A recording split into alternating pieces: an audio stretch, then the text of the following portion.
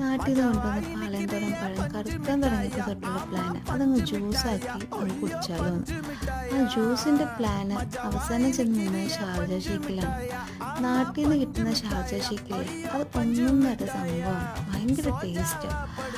പിന്നെ വേറൊന്നും വിചാരിച്ചില്ല, പാലെടുത്ത് ഫ്രീസറിലിട്ടു, ഐസാക്കി നമ്മൾ കഷ്ടപ്പെട്ട് ബോട്ടിലിൽ നിന്ന് പൊട്ടിച്ച് എങ്ങനെയൊക്കെ നമ്മൾ മിക്സിയിലാക്കി. പിന്നെ പഴവും പീനട്ടും പിന്നെ നമ്മുടെ കയ്യിൽ കിട്ടിയ എന്തൊക്കെയൊക്കെയോ സാധനങ്ങളൊക്കെ ഇട്ട് നമ്മൾ ഷാർജ ഷേക്ക് ഉണ്ടാക്കി. പിന്നെ അതിൽ കുറച്ച് മിസ്സിങ് ആയിട്ട് വന്ന നമ്മുടെ ഐസ്ക്രീമും കാര്യങ്ങളൊന്നും അതിൻ്റെ ടോപ്പിങ്ങിൽ വന്നിട്ടില്ല. പക്ഷേ 2 ചോക്കോ സ്റ്റിക്ക് ഫ്രിഡ്ജിൻ്റെ അകത്ത് ഇടുന്നത് എടുത്ത് നമ്മൾ ആ ഷേക്കിൻ്റെ കൂടെ തന്നെ അടിച്ചു.